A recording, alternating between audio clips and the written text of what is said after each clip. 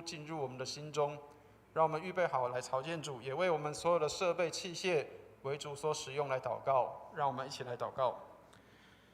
亲爱的天父，我们为今天早上的主日崇拜献上感恩。你是信实的，是大有能力的上帝，你住在我们中间，充充满满的有恩典真理。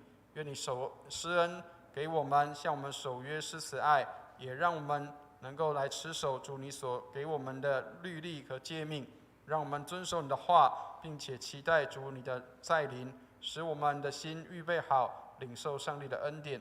为我们所有的设备器械献上感恩，让所有的设备器械都能够按照主你的旨意来行，也让我们所有的人员的运动都能够按照主你的旨意来运作。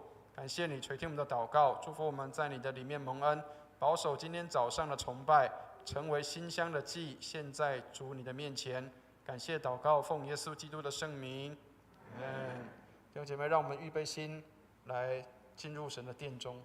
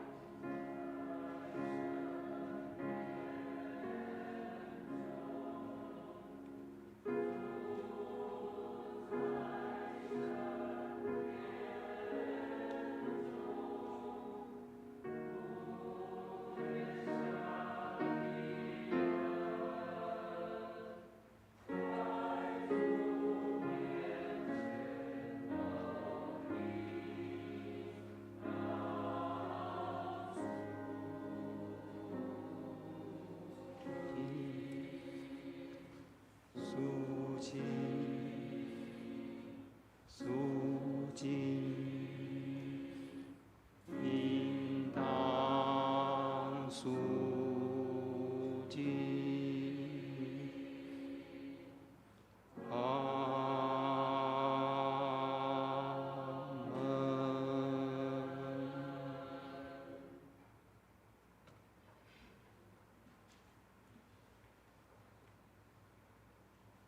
请听上帝的话语。耶和华，我的心仰望你，我的上帝啊，我素来倚靠你。求你不要叫我羞愧，不要叫我的仇敌向我夸胜。凡等候你的，必不羞愧；唯有那无故行奸诈的，必要羞愧。我们同心来祷告。慈悲怜悯的天父，谢谢你，在这美好等候主降临节期的第一个主日，让我们能够聚集在你的圣殿中，谦卑的来到你的面前，承认我们的软弱和过犯，求你赦免我们的罪，洗净我们的心，清洁我们的灵，齐心来敬拜感谢你。你的恩典和慈爱都在使我们在困难中有力量，在迷茫中有指引。我们特别为今天的礼拜交托在你的手中，愿你的圣灵充满这个地方，感动每一个人的心。求你赐福今天的信息，开启我们的心灵，让我们能够领受你的话语，让我们在祷告中得到力量，在敬拜中得到平安，在分享中得到激励。以上祷告是奉我主耶稣基督的圣名祈求。现在让我们一起用诗歌来赞美敬拜我们的神。曲目是半夜歌声，新灵粮诗选164首。如果您身体许可的话，请弟兄姐妹起立。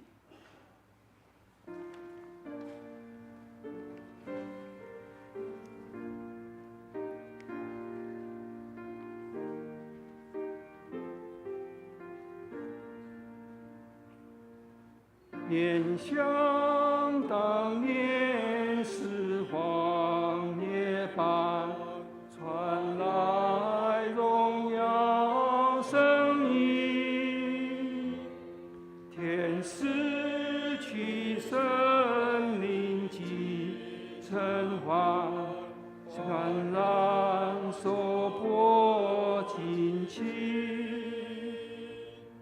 地上平安使人蒙恩，来自天上真神。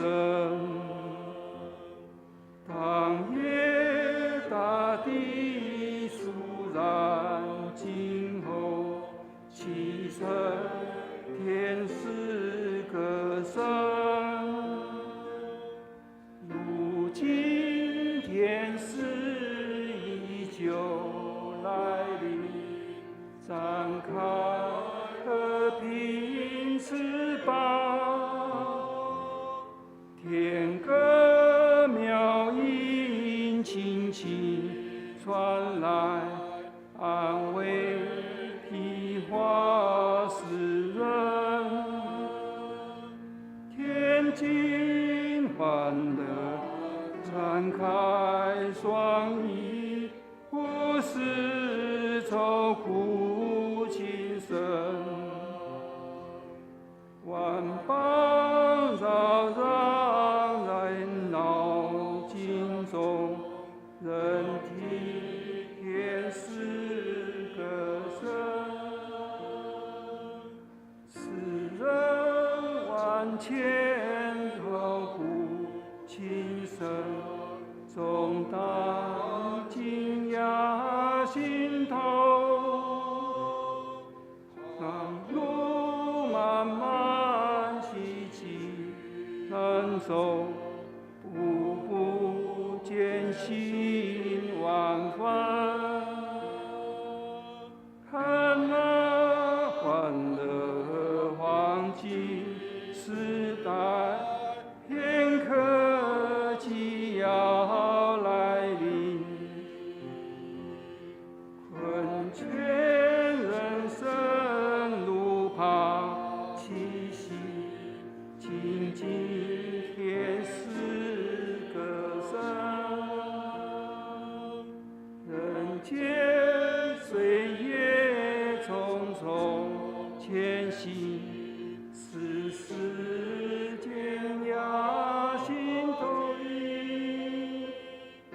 黄金时代终必来临，先知早有说明。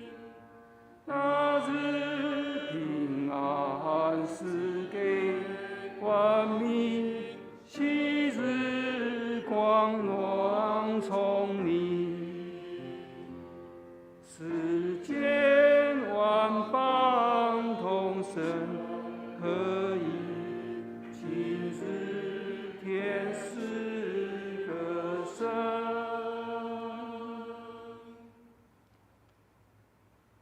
我们仍然站立，我们以使徒信经来宣告我们的信仰。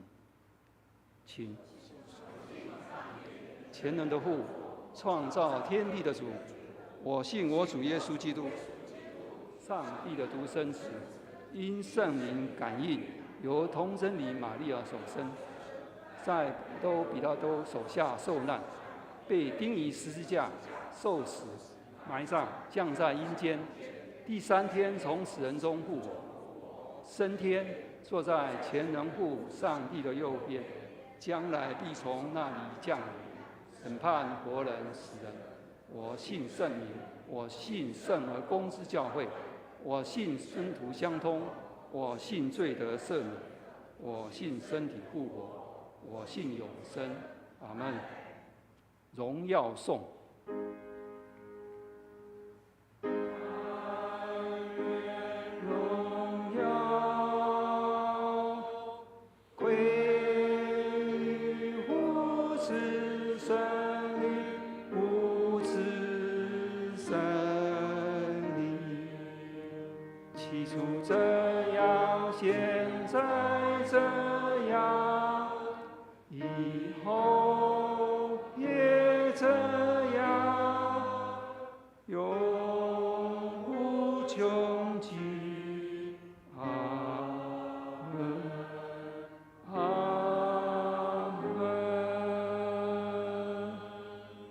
请坐。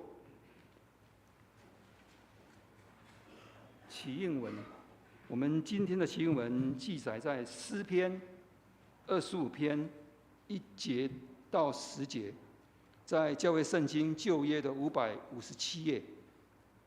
我们现在要以起应的方式来一起诵读上帝的话语，也请看投影片里面诗会和会众的起应和的部分。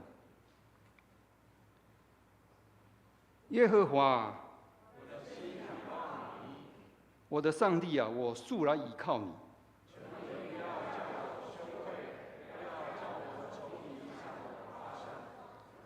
凡等候你的，必不羞愧。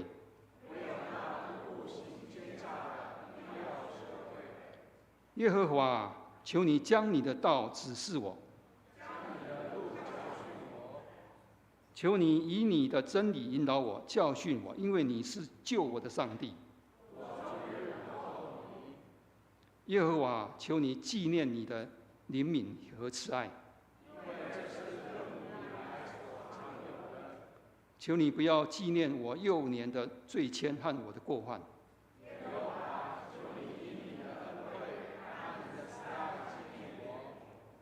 耶和华是善良正直的。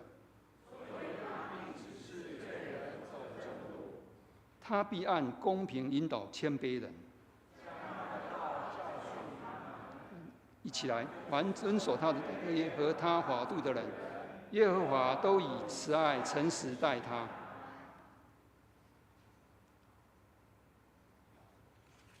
点烛礼，我们今天要点烛第一根蜡烛。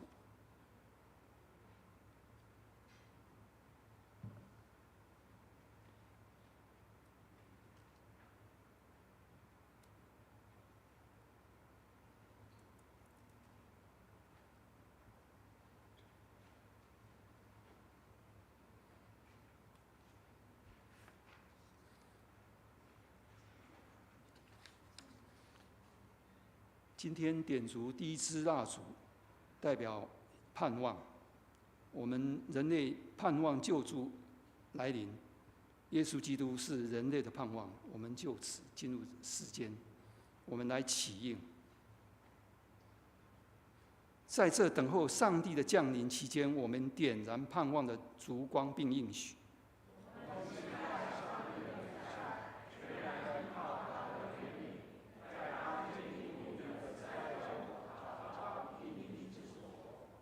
感谢主，公道。我们同心来为以下的公众事务来祷告。首先，我们为非洲国家马达加斯加祷告，愿基督信仰能进入生活文化中，国家百姓能更认识基督信仰来祷告。我们再为台湾卫理公会北二教区平安堂林天虎牧师祷告，愿教会奉献充足，教会在当地更加得人，牧者同工，身心健康来祷告。我们仍要为近来国际间冲突不断的国家，以及现在在战火中的国家，俄罗斯、乌克兰、以色列、巴勒斯坦等来祷告，愿战火止息，和平降临。我们也求主特别赐福家中仍有未信者的家庭，持续开启亲人间尚未认识耶稣的心，让家人有机会领受神的爱和真理，早日领受救恩。我们来祷告。最后，我们以主教导我们的主祷文同声来祷告，请我们在天上的父，愿你的尊你名为圣，愿你的国降临，愿你的旨意行在地上，如同行在天上。我们日用的饮食，今日赐给我们，免我们的债，如同我们免了人的债，不叫我们遇见试探，救我们脱离凶恶，因为国度、权柄、荣耀，全是你的，神永远。圣道理，我们一起来领受上帝的话语。我们请彭商弟兄来诵读今天的经课。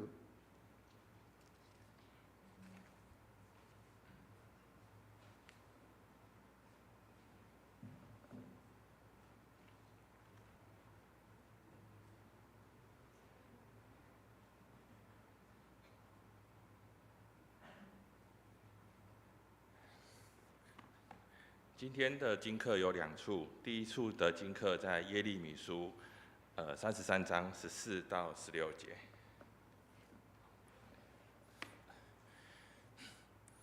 耶和华说：“主日子将到，我应许以色列家和犹大家的恩言必然成就。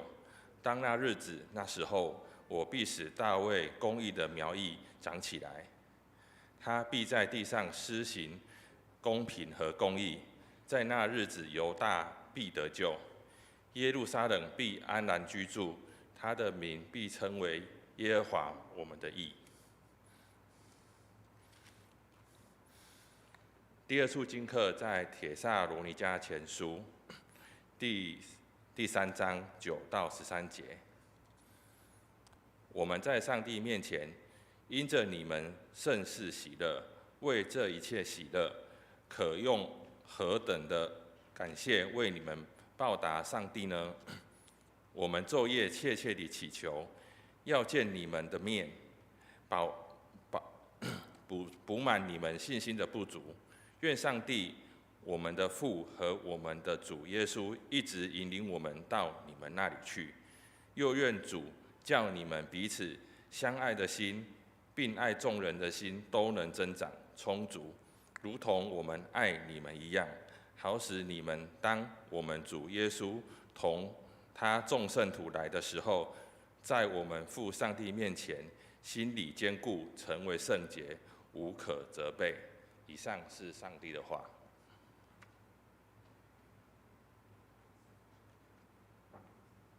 谢谢彭商弟兄。读经，今天正道的经文记载在列王记下22章1到20节，历代志下35章20到24节，分别在我们教会圣经旧约的387页跟456页。我们请尚如弟兄、敬环弟兄、雅音姐妹，还有秀薇姐妹一起来读经。第一幕，约西亚王登基。列王记下22章1至20节。约西亚登基的时候年8岁，在耶路撒冷作王31年。他母亲名叫耶底大，是波斯迦人亚大雅的女儿。约西亚行耶和华眼中看为正的事，行他主大卫一切所行的，不偏左右。约西亚王18年，王差遣米舒懒的孙子亚撒利的儿子书记沙方上耶和华殿去，吩咐他说：“你去见大祭司希勒家，使他将奉到耶和华殿的银子，就是守门的从民中收据的银子，数算，交给耶和华殿里办事的人，使他们转交耶和华殿里做工的人，好修理殿的破坏之处，就是转交木匠和工人，并瓦匠，又买木料和凿成的石头修理殿宇，将银子交在办事人的手里，不与他们算账，因为他们办事诚实。”大祭司希勒家对书记沙番说：“我在耶和华殿里得了律法书。”希勒家将书递给沙番，沙番就看了。书记沙番到王那里，回复王说：“你的仆人已经将殿里的银子倒出数算，交给耶和华殿里办事的人了。”书记沙番又对王说：“祭司希勒家递给我一卷书。”沙番就在王面前读那书。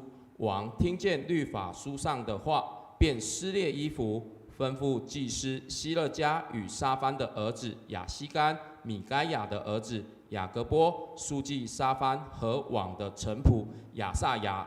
第二幕，约西亚王遣人见户勒大说：“你们去为我、为民、为犹大民众，以这书上的话求问耶和华，因为我们列祖没有听从这书上的言语，没有遵着书上所吩咐我们的去行，耶和华就向我们大发烈怒。”于是祭司希勒家和亚希干、雅各波、沙番、亚撒雅都去见女先知户勒大。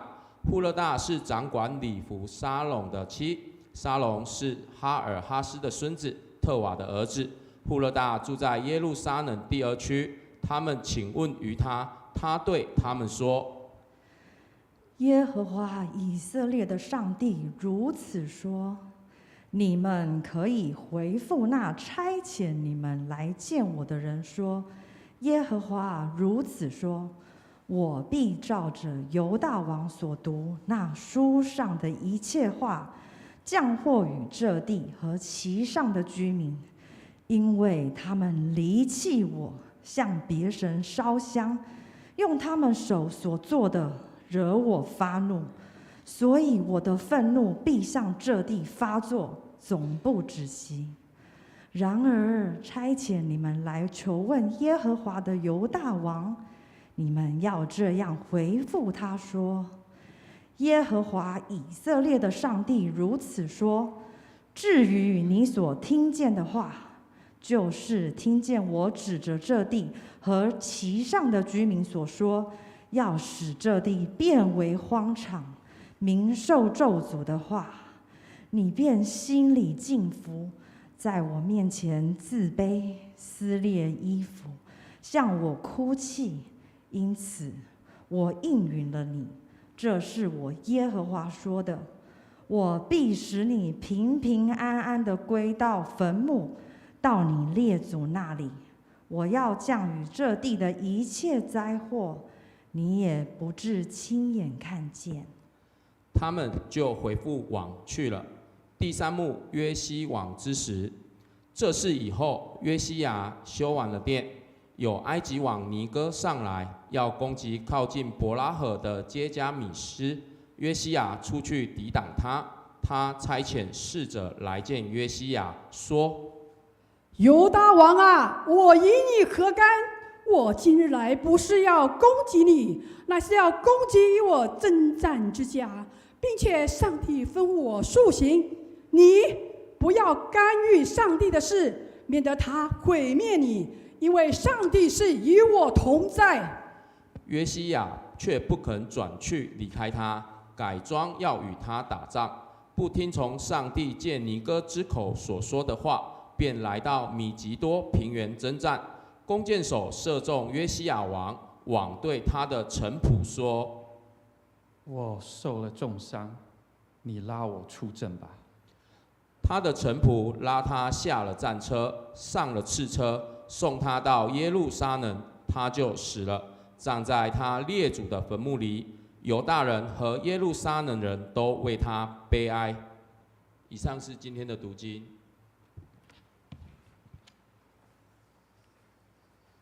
谢谢四位弟兄姐妹。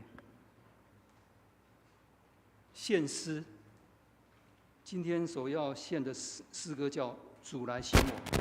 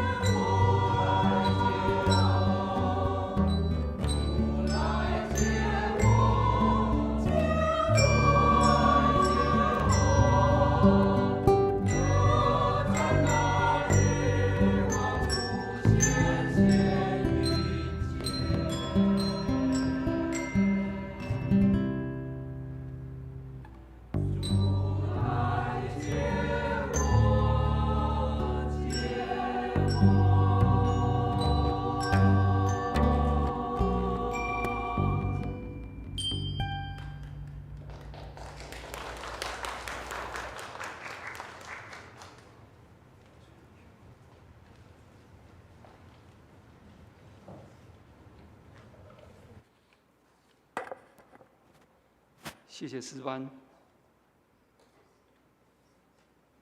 愿荣美的诗歌献给在天上的父。正道，以下时间交由陈启光牧师来为我们正道。正道的题目是旧约第3位女先知户勒大。我们欢迎陈启光牧师。谢谢，我们一起低头祷告。主啊，求你真理的圣灵引导我们进入真理。谢谢主，奉主耶稣的名祈祷，阿们。旧约有3位女先知，第一位叫做米利暗，第2位是士师记的底波拉，第3位叫做户勒大。我们比较很少听过，但是户勒大，犹太人很喜欢取名字，女孩子名字叫户勒大，基督徒比较少。来，户勒大在犹太很有名，因为他们要进入圣殿山，圣殿山的东边跟西边是单行道，3000多年前就有单行道。他们从东边朝圣进入圣殿，从西边出来，那个朝圣者从西边出来，这2个门都叫做户勒大门，这样了解吧？所以他们做户勒大门，好有趣哦！为什么这么重要的拱门进入圣殿？这么重要的拱门，名字叫做户勒大，我们都很不熟悉，因为在圣经上鲜为人知，并且篇幅很少，看起来好像是无足轻重，好像是一个什么 potato， 但是人以为卑微的，却是不可少的，而且更是举足轻重的。你们知道那个户勒大门对犹太人而说，那些敬畏的人进入了户勒大门，当他们出了户勒大门，变成智慧的人，因为敬畏耶和华是智慧的开端。软弱的人一进入这个户勒大门，出来是一个刚强有能力的人；谦卑的人一进这个门，一出来以后，变成尊荣的人。因为尊荣之前必有谦卑，而喜乐人一进来朝见神的人，出去的时候是乐上加乐；而感恩的人一出去的时候是恩上加恩。巴不得我们教会的门就是户勒大的门，每一个进入这个门的人，领受神的恩典，恩上加恩；领受神的喜乐，乐上加乐；领受神的能力，力上加力。好，那我们今天要讲户勒大以前，我们先来谈这个约西亚王，很特殊哦。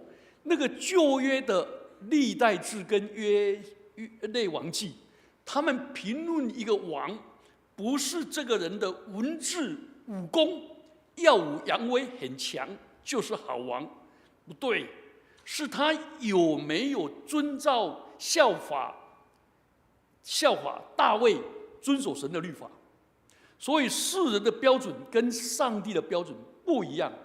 那我们先问一个问题：约西亚王的父亲跟祖父都是神眼中看为不正的坏王，那为什么歹得出好顺？爸爸这么坏，祖父更坏。他祖父做了王55年，败坏了整个国家，到处都是拜偶像。哎呀，怎么这么坏的那个？而且他爸爸做2年的王就被杀掉了。所以你看，他8岁的时候，他6岁以前看他祖父恶劣的行为，然后呢，7岁8岁看到他爸爸恶劣的行为。为什么这个人却立志跟他爸爸、跟他祖父不一样？哇，很特殊哦！你知道为什么吗？因为他做一个创造性的模仿。他说，约西亚王，他说我爸爸不好，我祖父不好，我祖母不好，但是我的妈妈耶底大非常的敬虔，我要效法妈妈，不要效法爸爸。我要效法妈妈，不要效法阿嬷，也不要效法我的祖父。所以他更受了耶路撒冷第2区的一个户勒大。这个先知就在这个出入了门口，在那里宣讲上帝的真理、上帝的道。他小时候就很注意聆听，很注意聆听。结果这2个女人护卫着他，辅佐他，在年幼的约西亚王的时候扮演了重要的角色。以后户勒大成为他立志改革的第一个咨询的对象。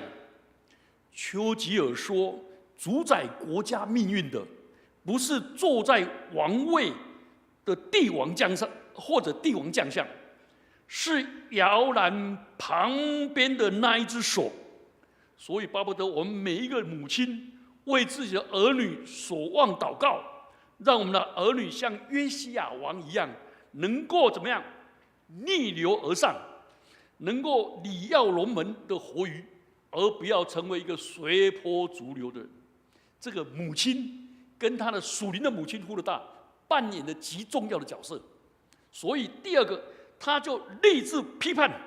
他从小目睹祖父跟父亲拜巴力、占卜、交鬼、行邪术，然而他绝对不跟他们一样。有一本书我很震撼我。美国有一个刑警，专门抓吸毒的跟流氓杀人的。你看他平均1年抓了1500多个送进监狱。他有时候业绩最高的时候抓了5000多人，其中有一个让他震撼。那个震撼的那个被抓的人说：“你可以不可以，在我还没有败坏之先，教导我们不要走这条路。”他很震撼啊。结果这个刑警就进入神学院，成为一个牧者。他那时候在工作里面，他写那本书的时候，我看得特别印象很深刻。他说，美国有一个父亲，超级家暴，凌虐打他2个儿子，而且那2个儿子是同卵双胞胎的，把他打得半死，然后打他妈妈。每次他妈妈一领薪水的时候，他就把妈妈的薪水抢走，然后让他妈妈没办法活下去。结果他妈妈就只好工作完了，晚上兼了好多的工作，就这样子。结果这2个兄弟，一个被判了300年，跟他老爸一样；一个却是美国100大企业的 CEO， 很敬虔爱主，并且在教会教主日学，2个孩子都教得很棒，夫妻很相爱。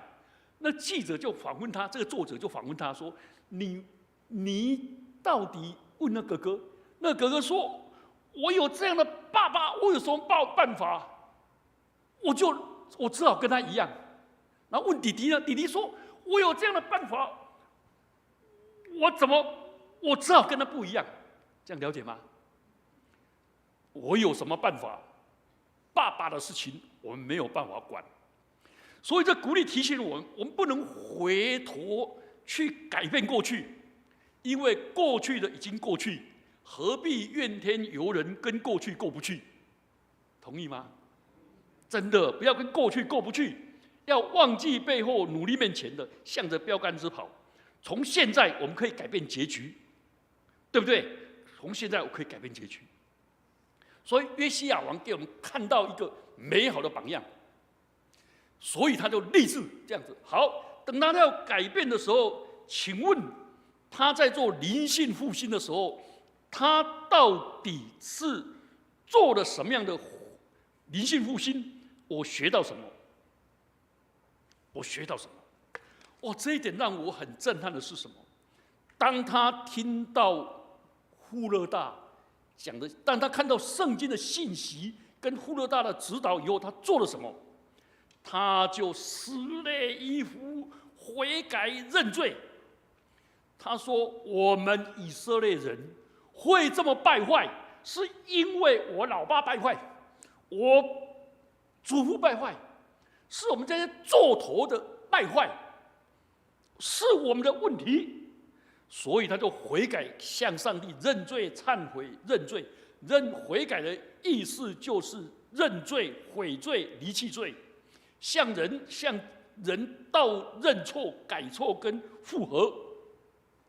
而且约西亚是王，从掌权者自己做头，这是圣经上的教导，很特殊，跟我们文化不一样。我们的文化是天下无不是的父母，对不对？父母怎么可能对儿女认错？我们做君王的怎么可能认错？对不对？我们小时候都认为我们的国家总统都对，都是执行的人不对。不是，圣经上里面有一个大卫王，对不对？写诗篇51篇，他犯了奸淫，然后拿单说那人就是你，结果他认罪。他认罪怎么认罪法？他把他认罪文写下来以后，交给他们音乐部的部长，对不对？让全国教全国唱，而且唱的时候前面还有，在诗班唱的时候前面先写什么？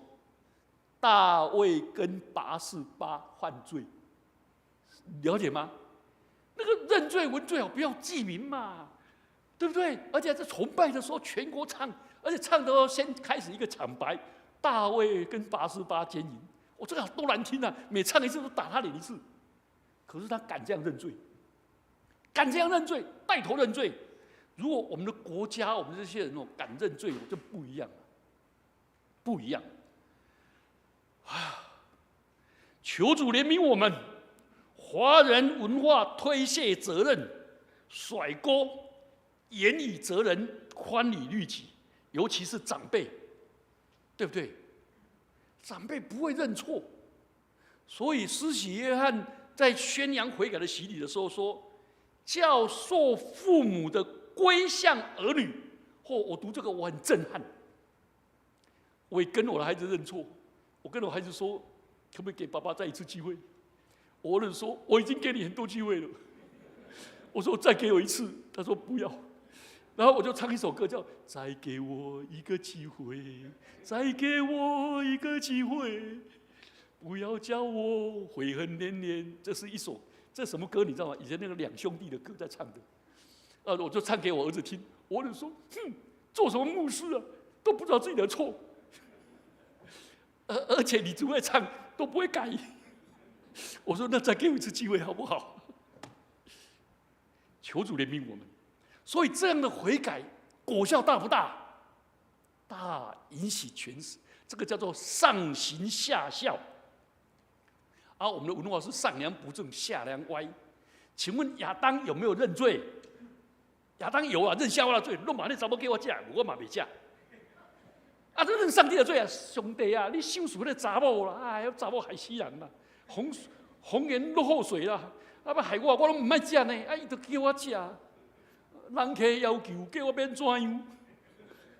甩锅，悔改。第二个归正，归回神的道。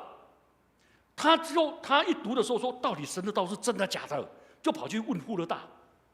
这个他的属灵母亲一问的时候，哇，震撼了，震撼了！国家怎么会把重要的典籍应该宣扬给先知，应该宣扬给牧者？他们的牧者就是君王。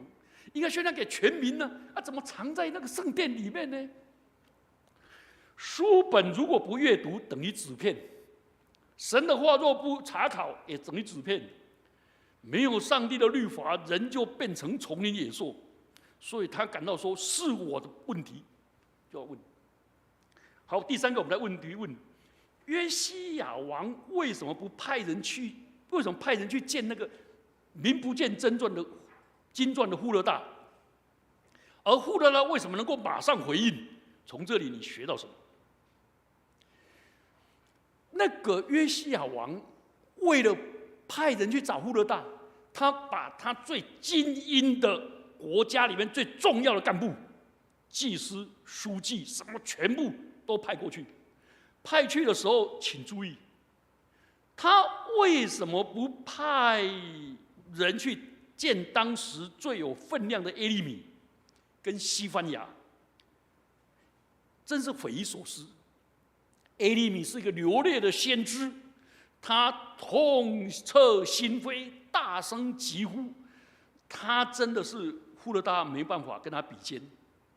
而西番雅义愤填膺，大气凛然，让户勒大相形见绌。但户勒大作为一个女性，作为一个女先知，有超乎常人的智慧跟胆识，也有柔和谦卑的那一面，所以他的属灵生命是远近的能力是远近皆知。而这时候耶利米刚好去什么？去那个探望流亡亚述的以色列同胞，所以他很有公信力。另外，户勒大为什么能够马上回应他们？因为他本身就是熟读圣经的人，他时刻寻求神的引导，他忠心于神的话语，所以他马上能够回应。那我们就要问第4个问题：户勒大跟这些宫廷的使者说预言，那个预言的内容是什么？哦，这个很精彩啊！他预言的内容就是神的公义。我们这些历代的君王，让整个国家从根腐败到底。君王、贵族、祭司，什么人都犯了罪，所以上帝是公义的。然后约西亚王，你愿意遵守神的恩典，上帝是恩慈的。上帝的福音对信的人是救赎的大能，对不信的人是审判的大能。所以他都很清楚讲公义，一讲公义，亲爱的弟兄姐妹们，上帝的律法是我们的身份，我们的尊荣。以色列人本来在埃及做奴隶，他们出埃及最难搞的不是什么，唯一就是他们的奴性。他们埃及做奴性惯了，他们没有生命权。随时男婴被丢了，女生做性奴，他们没有生命权，但是一个受害者不要变成加害者，所以上帝说不可杀人，对不对？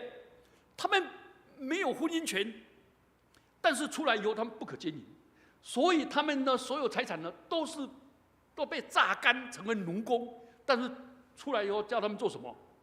守安息日，不要再奴役别人，也不用奴役你的家仆。还有牛羊，牛驴，亲爱的弟兄姐妹们，上帝的律法是这么的美，所以他严严的责备他们。亲爱的弟兄姐妹们，这里有一个很精彩的地方，请问责备跟辱骂有什么不同？责备是出于爱，辱骂是出于泄愤。责备是就事论事，你这个事情没有做好，来；而辱骂是就事论人，给你贴标签了，你笨啊，你傻啊，你没眼睛的，一直骂，对不对？是就事论人，这不一样哦。责备的目的是拨乱反正，把你回归正途，对不对？辱骂呢是正反乱拨，你就不好了，你不好不了啊，对不对？夸大化。所以上帝是责备我们，所以圣经上要我们不可以辱骂人是拉加、垃圾或者笨蛋，要受什么地狱之火。所以好美的户勒大勇敢的责备，但是他还有恩慈，所以他恩慈呢是神的恩典、祝福、怜悯。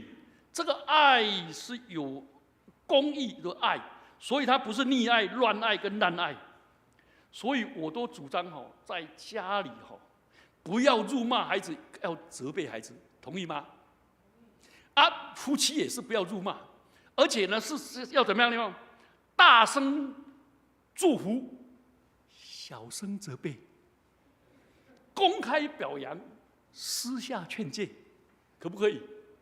你如果弟兄们，如果你太太做很好吃的菜，你很感动，你会不会打电话给你岳父母，打电话给你那个大舅子、小舅子、大姨，说：“哎呀，你姐姐怎么搞的啊？做菜这么好吃啊！哇，真的很愤怒，会不会？啊，如果弄不好了，你就倒踢各地，还打到公司去。我们不会去赞赏、去祝福啊，富勒大做了这么美的工作。好，最后一个我们要谈的，哦，过了70岁讲道不要讲太长，人家会讨厌。你们知道吗？我们教会叫陈牧师嘛，所以你们以后要叫他老陈牧师，很亲切啊，叫我的陈老牧师。陈老牧师。好，我们最后一个问题啦。约西亚王这么备受尊敬跟敬爱，勇于改革，独排众议，这么好的王，怎么会死于一个可以避免的战争呢？你学到什么？第一个，我们来想，请问约西亚王跟埃及法老尼哥打仗的时候，是刚好他在做完什么事的时候去打仗？修完圣殿，修完圣殿呢？这个备受敬爱的人正在改革的时候，他的最高峰，在属灵高峰的时候，为上帝做了这么美的工作，结果却死得那么惨，怎么会这样呢？我从东吴要调来这里的时候，我开玩笑打了几个保险公司，结果他们都不让我保。你知道我要保什么吗？我要保晚节啦。那公司说没有办法，晚节不保，晚节不保。那为什么约西亚为什么晚节不保呢？所以，亲爱的弟兄姐妹们，我们要警醒啊！侍奉是恩典呐，侍奉不是积功德啦。蒙恩而侍奉，越侍奉越蒙恩。不要一侍奉以后就开始骂东骂西，说你们都不好好服侍啊！你看救我啦！这句话是谁讲的？以利亚就这样讲嘛，对不对？他就这样子，就自以为意。好，他竟然忘了，结果这一件事情上，他没有求问上帝，更没有求问富勒大，了解吗？他觉得我已经很大了，我已经为上帝做了这么大的事，我功劳这么大了，上帝一定赐福我，上帝一定帮助我。哇，这样子的人哦，很可惜哦，这么好的。另外呢，以色列人曾经在埃及为奴，现在亚述又灭了北国以色列，他怕埃及跟埃及跟亚述联合起来夹攻他们，他记历史的仇恨，所以他就固执己见，不需要这样的。你知道韩国跟日本，韩国被日本殖民过嘛？仇恨嘛，对不对？上次他们那个比赛一打胜韩国的时候，韩国打胜日本的时候做什么？在投手丘怎么样？插国旗，然后呢，对所有的那个日本人这样子。那我们台湾呢？我们赢了我们有没有插国旗？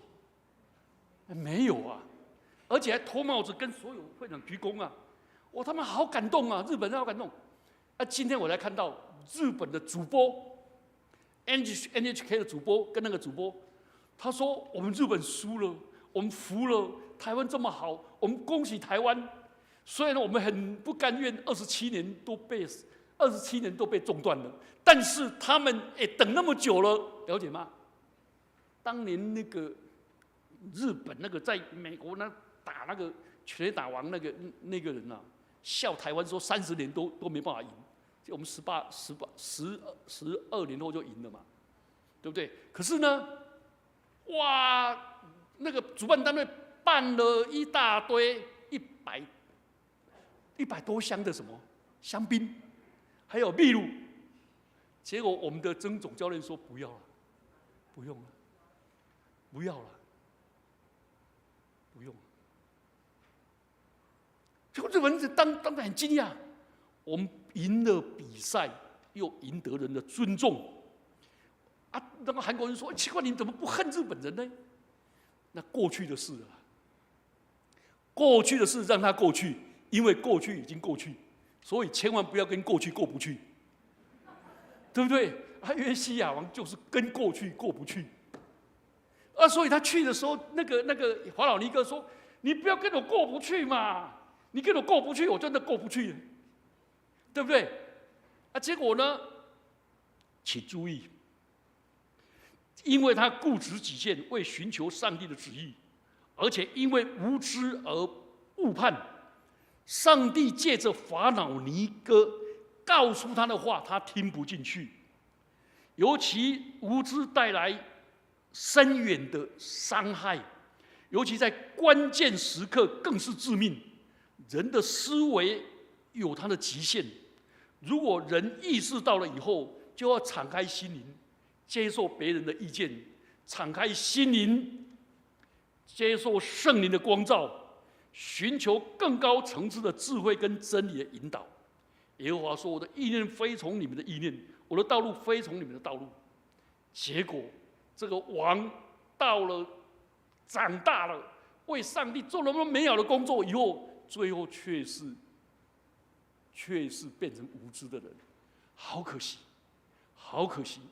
求主怜悯我们，我们一起低头祷告。主恩待我们，学习像富勒大一样，成为一个王者的支持者，帮助他，让这个王充满了智慧、能力、威望跟荣耀，成为谦卑，能够真的悔改，而且能够回归正道。主啊，我们感谢你。也教导我们在家里，我们行公义，但不要行义过分；我们不要去羞辱人，但是愿意责备人。我们出于爱的责备、爱的挽回。主啊，赐福我们，也求主赐福我们，不要像约西亚王那样，年老的时候在服侍的最高峰，最后跌倒了，丧亡了，好可惜。求主怜悯。奉基督耶稣的名祈祷，阿门。我们谢谢陈启翁牧师今天所做的证道，让我们在话语中经历上帝的带领和祝福及警醒，让我们能够学会敬虔爱主，也让我们能够力上加力，恩上加恩，乐上加乐。我们谢谢陈启翁牧师。圣餐礼，我们一起来思想圣餐的意义。我们感谢主身体为我们舍，还有主宝血为我们流所赐的圣餐。我们来唱《心灵粮诗选300首》第1段。弟兄姐妹，如果身体许可的话，请起立。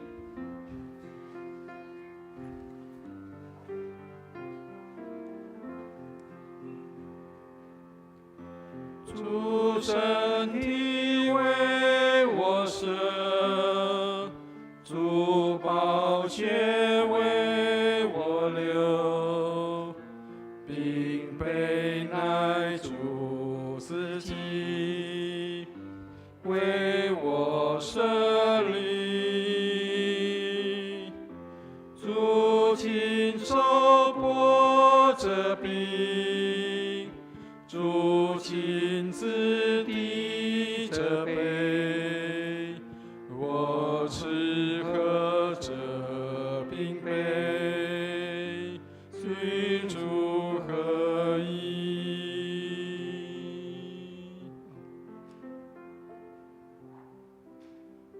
弟兄姐妹，请坐。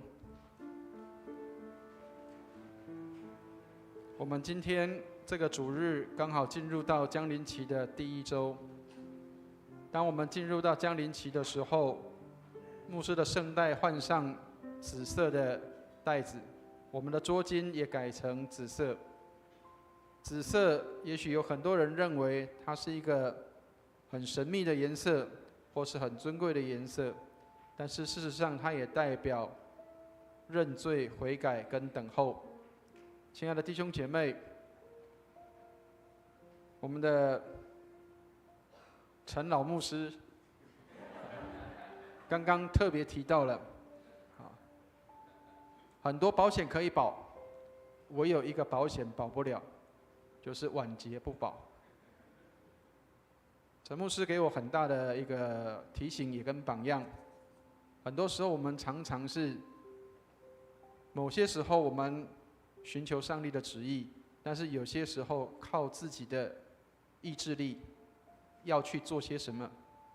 求主怜悯赦免我们，我们实在软弱，无法在上帝面前被称为义，但是上帝仍然怜悯我们，所以上帝一再一再的给我们机会。愿上帝帮助我们，让我们能够趁着在领受圣餐的时候，预备好我们自己，能够与主连结更加的亲密。让我们一起来预备心，领受圣餐。请听圣经的话：看啊，我站在门外叩门，若有听见我声音就开门的，我要进到他那里去，我与他，他与我一同坐席。你们若真实悔罪，与人亲爱和睦，立志之心，从今以后遵主的命令，行主的道，就当存信心前来到全能上帝的台前，谦虚忏悔，领这圣餐，得受恩惠。让我们一起来同读认罪文。无所不能的上帝，我主耶稣基督的父，创造万物、审判万人的主，现在我们承认及悔恨我们的种种罪恶。我们素来在思想上、言语上、行为上都有过恶，得罪主，干犯主的盛怒。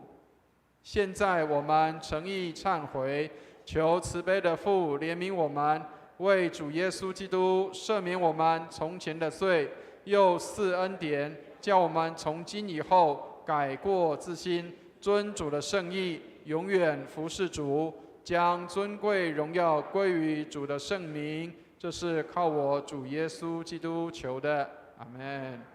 请听解罪文：无所不能的上帝，我们的天父，主曾发大慈悲，应许将赦罪的恩赐给诚心悔罪、真实信靠主的人。现在求主怜悯我们，赦免我们，救我们脱离一切罪恶，激发我们，坚固我们，使我们勇于为善，能得永远的生命。这是靠我主耶稣基督求的，阿们。请听圣经上对谦卑懊悔的人所说的话：若有人犯罪，在父那里我们有一位中保，就是那义者耶稣基督。他为我们的罪做了挽回祭，不是单为我们的罪，也是为普天下人的罪。我们来读心中仰望文：你们心里当仰望主。我们当感谢我主上主。无论何时何地，感谢主圣父无所不能、无始无终的上帝，这是理所当然的，也是我们本分所当做的。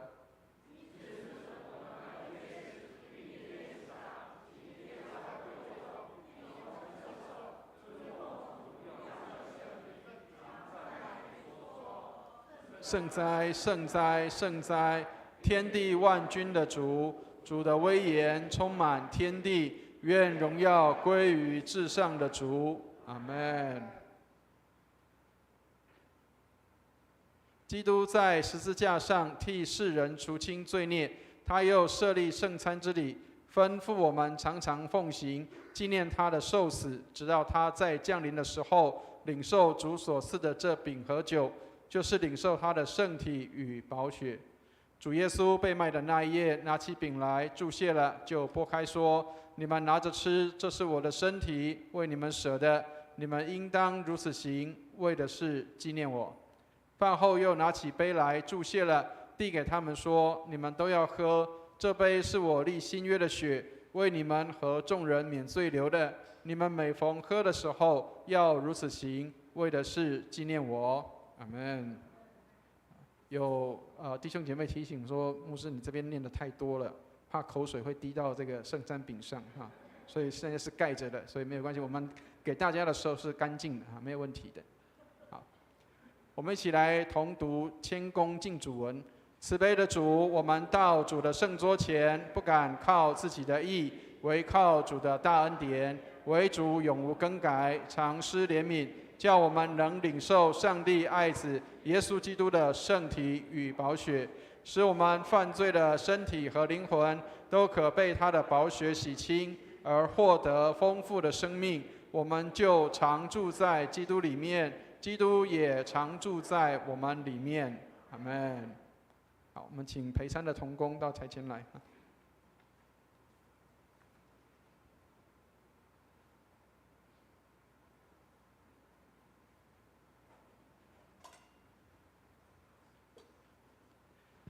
弟兄姐妹，我们不管是我们从哪一个宗派来到我们这边聚会，或是我们属于哪一个族群，在基督里我们都是一体的。愿上帝祝福我们，让我们在领受饼杯之后，我们也在主里面，我们有彼此的连结，让我们在基督里，基督也在我们的里面。愿上帝祝福我们。那等一下领的时候，我们的同工会将饼沾了杯之后递给各位啊。那请弟兄姐妹，如果你拿到的时候小心，然后我们就直接吃了，回到座位上，我们就在那里祷告。那如果不小心掉在地上，或者是那个掉在杯里面，请不要用手去捞啊。那个这个后面就不敢沾了哈。好，那我们就请弟兄姐妹，我们等一下就预备来到台前。那如果你还没有受洗归入主名下的不用担心，我们在基督里凭信心，我们将手放在心上，我们来领受上帝在灵里给我们的圣餐。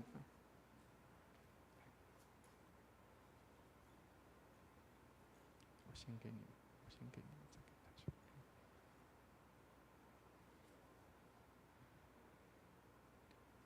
耶稣的身体为你舍的，保守你十分的平安。耶稣的身体为你舍的，保守你十分的平安。耶稣的身体为你舍的，保守你十分的平安。耶稣的身体为你舍的，保守你十分的平安。耶稣的身体为你舍的，保守你十分的平安。陈牧师，请你来。耶稣的身体为你舍的，保守你十分的平安。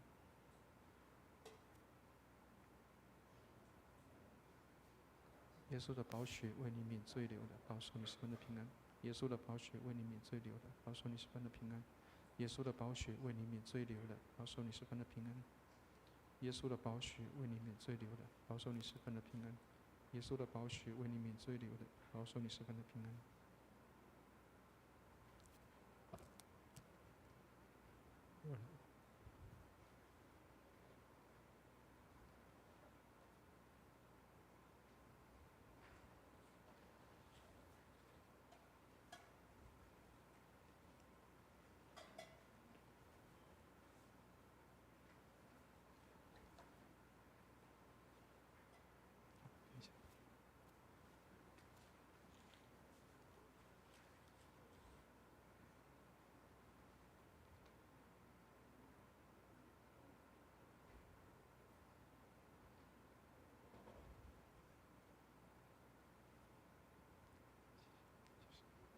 弟兄姐妹，如果你预备好了，就请我们到台前来领受。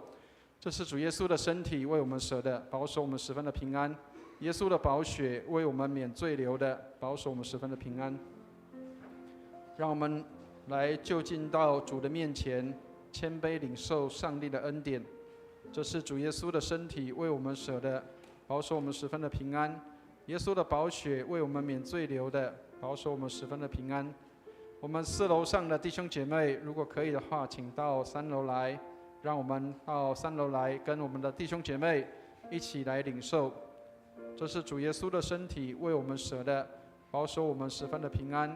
耶稣的宝血为我们免罪流的，保守我们十分的平安。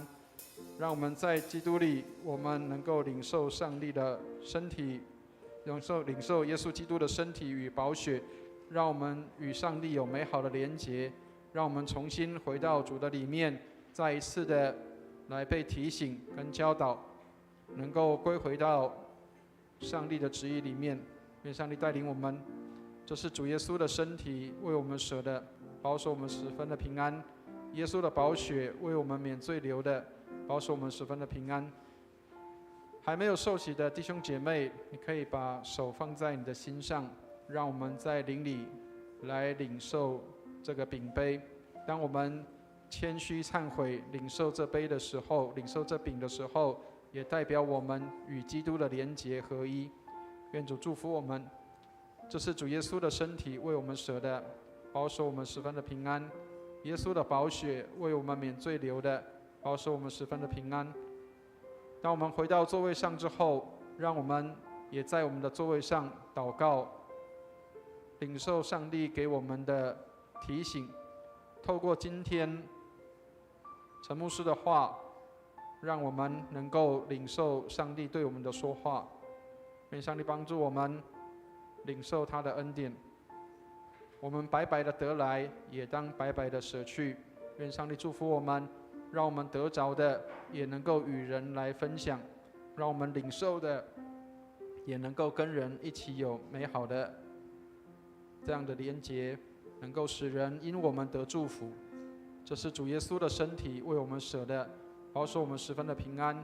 耶稣的宝血为我们免罪流的，保守我们十分的平安。在基督里我们是一体的，所以无论我们从哪一个宗派、哪一个教会来到我们当中，我们都欢迎弟兄姐妹在这边跟我们一起领受圣餐。我们在这里的圣餐代表在基督里我们是一体的，我们领同一个饼，领同一个杯，在基督里我们是一体的。愿上帝来祝福我们，让我们透过饼跟杯，我们成为有美好连结的基督徒，使我们在基督里得享上帝丰盛的恩典。这是主耶稣的身体为我们舍的，保守我们十分的平安。耶稣的宝血为我们免罪流的，保守我们十分的平安。让我们在基督里，基督也常住在我们的里面。这是主耶稣的身体为我们舍的，保守我们十分的平安。耶稣的宝血为我们免罪流的，保守我们十分的平安。让我们透过圣餐礼拜，与我们的弟兄姐妹，与我们的主有合一的连结。这是主耶稣的身体为我们舍的，保守我们十分的平安。耶稣的宝血为我们免罪流的，保守我们十分的平安。我们后面还有还没领到的，我们的涂妈妈哈。好，还有没有还没领到的弟兄姐妹？让我们在主里面，我们使用同一个饼跟同一个杯，我们能够连结成为一体，这是上帝的恩典。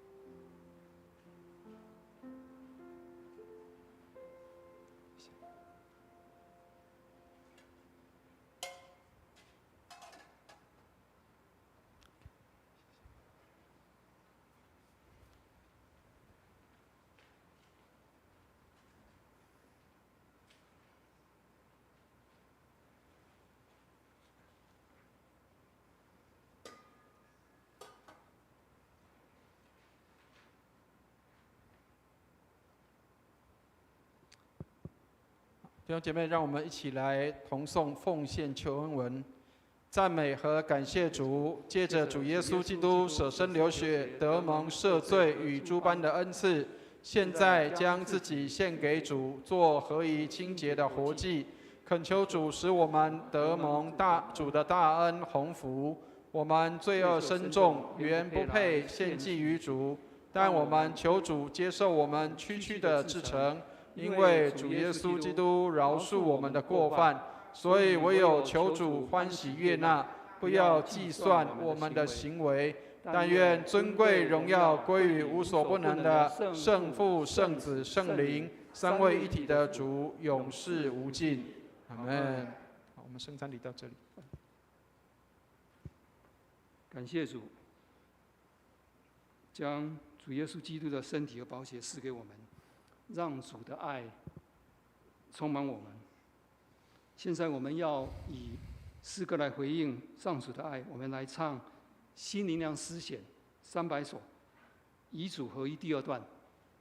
弟兄姐妹，如果身体许可的话，请起立。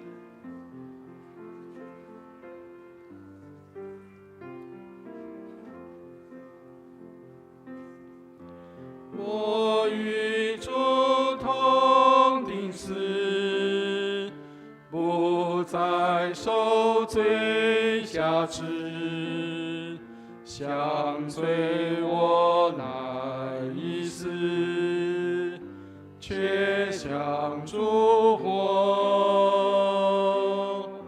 我与主同复活，胜过黑暗权势。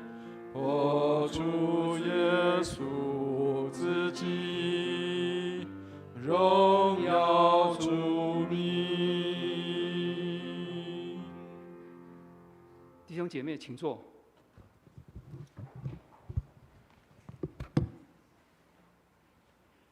现在我们预备要来收纳基督徒的奉献。第一次来的新朋友，如果你还不是基督徒的话，或者是你还不清楚奉献的意义，就请你先保留你的金钱，让奉献袋静静的从你前面经过。我们请司献同工到前面来。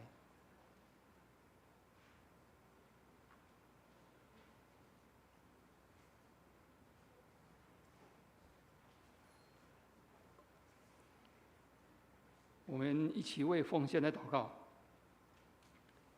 亲爱的天父，我们衷心感谢你，因为我们所拥有的一切都是从你而来，不仅生命、工作、家庭和一切生活都全赖你的恩赐所赐下。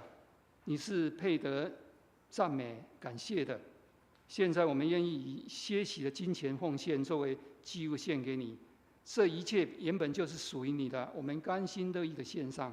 愿你悦纳，也求你赐给我们教会有聪明智慧去应用在你的事工上，让教会被造就，福音得以兴旺。多谢你垂听我们诚心的感谢和祈求，奉主耶稣基督的圣名祷告。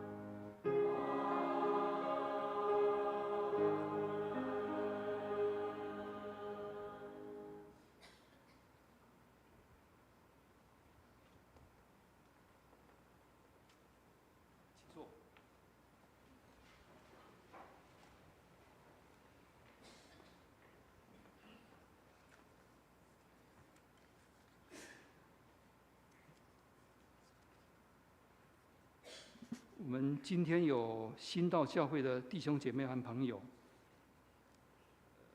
首先我先介绍郑协正夫妇。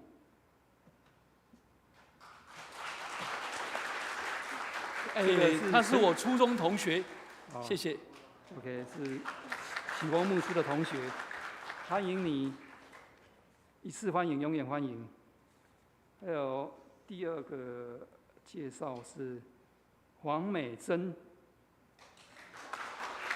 是路德师母介绍的哈。一次欢迎，永远欢迎。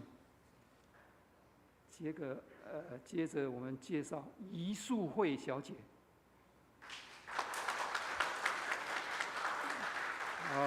是义华师母的同学，好，欢迎，一次欢迎，永远欢迎哈。接着是 Pauline， 保罗林，还有保罗苏珊，苏珊。这个是荣民兄，来自巴西的亲戚，对不对？好，欢迎欢迎，一次欢迎，永远欢迎。OK， 我们希望，就是教会，我们请大家为他们祷告，求主引领他们哈，来求主也希望我们弟兄姐妹能够热情的接待他们。那我们现在来唱，我们成为一家人。在间奏当中，也可以利用间奏同时跟隔壁旁边的弟兄姐妹彼此拱手问安，啊，如果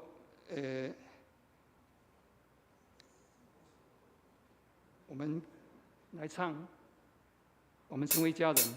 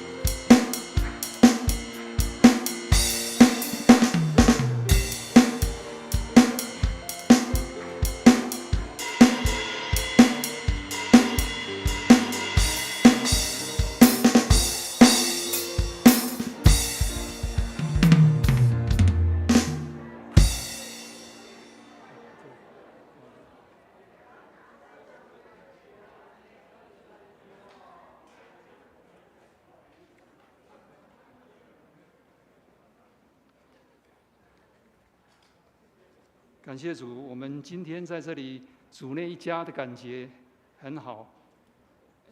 接着我们来报告一下教会的消息哈，在工商服务插播一下，今天中午的晨主，4个赏析就维持在3楼大厅哈，这个是工商服务。首先报告一下教会消息哈，本周日主日是本周的主日是12月份第一周的圣餐主日，也是降临期的第一个主日。我们请预备心，等候基督降临的节期来祷告哈。我们也感谢陈启峰牧师回来分享信息，愿上帝祝福陈牧师在北部的事工，诸多事务给他。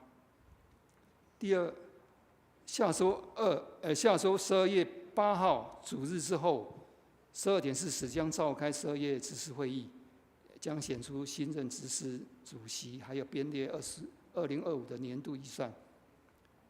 接着就是我们今年2024的读经，已经12月会接近尾声，请有需要读经记录的登记表，请到办公室索取。我们预计12月22日，会截止收件哈。那我们将到12月29日会颁奖。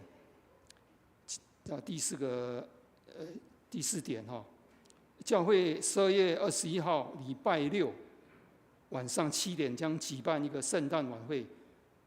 晚会的主题就是成为祝福。我们欢迎弟兄姐妹邀请家人还有福音朋友来参加。第5点哈，我们教会在圣诞主日12月22将预备受洗和转入礼。由于受洗加入本会或是转会入籍本会的，请向办公室报名。牧师都会有洗礼前还有认识本会课程。第6点，教会预计3月份开始，每周六的上午9点会开立本门徒，欢迎上过红本门徒弟兄姐妹参加，即日起就可以向办公室报名。第7点，本会通过2025新任执事李建莹姐妹，我们为新成员能够有能力恩赐服务祷告。在肢体方面，我们已经进入冬季了，早晚温差大，昼夜的昼短夜长，所以也注意，请我们弟兄姐妹能够注意保暖，天色变化还有出入的平安。周报有登载身体不适的弟兄姐妹，还有长辈们的身心灵的健康，我们需要代祷的，请在祷告中纪念。教会下周的服事表，还有出席人数征信表，请大家自行参阅。我们请牧师。好，弟兄姐妹，牧师这边做一些的简单的补充。那我们在12月21号的晚上，我们有圣诞晚会。那我们在楼下的地方，我们有给大家制作一个简单的 DM。那目前还没有就是完整的制作完毕哈。那还会陆续还会再出比较更精致的一些的卡片。那但是我们可以先用这个在楼下已经印好的这些我们给大家的这个晚会的邀请单。然后我们可以邀请新朋友，邀请我们的福音朋友来参加我们的圣诞晚会。我们的圣诞晚会是在12月21号的晚上。那但是20号的时候，礼拜5的晚上，我们会有去户外去我们的社区报佳音的行动。那所以我们也可以趁这个机会，也可以到社区当中去发放这个 DM， 让我们可以邀请我们的社区的朋友，让他们一起来参加我们的圣诞晚会。所以请弟兄姐妹等一下要离开之前可以能够来拿这个DM， 让我们可以到社区的当中家里面邀请我们的福音朋友，邀请我们的新朋友，邀请家人，可以来到教会里面来参加我们的这个圣诞的晚会。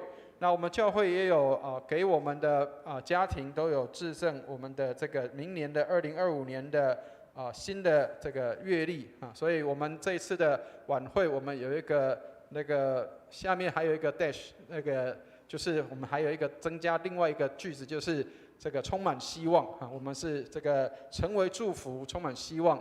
让我们在今年的圣诞节的整个当中，我们能够成为祝福，然后我们在2025年的时候充满希望，进到2025年，愿上帝来祝福。所以我们在12月20号的晚上，我们会有报佳音的行动。那21号的晚上是圣诞晚会，那都邀请弟兄姐妹来参加。那我们有准备一个精美的小礼品让我们的福音朋友可以来领取所以请弟兄姐妹能够更多来邀请我们的新朋友。以上，谢谢。OK， 我们如果您身体许可的话，弟兄姐妹请起立，我们来唱3一颂。普天之下，万国万民，齐声赞美父子圣灵，三位一体，同荣同尊，万有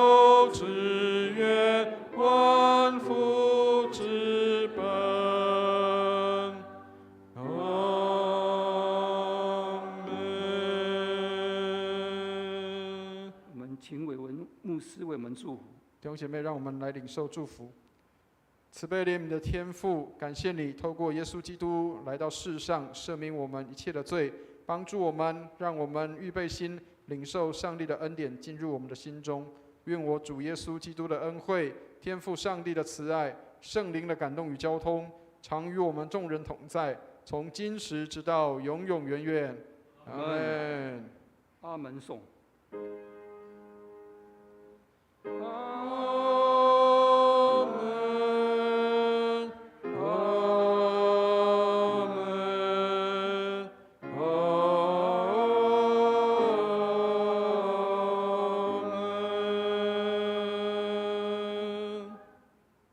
请坐。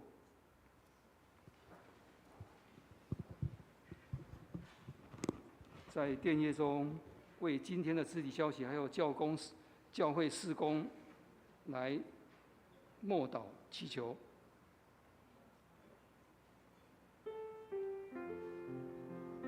殿业后彼此万安，互相交流。有病痛、忧伤的弟兄姐妹，欢迎会后到台前来，牧师要为你祷告。李晨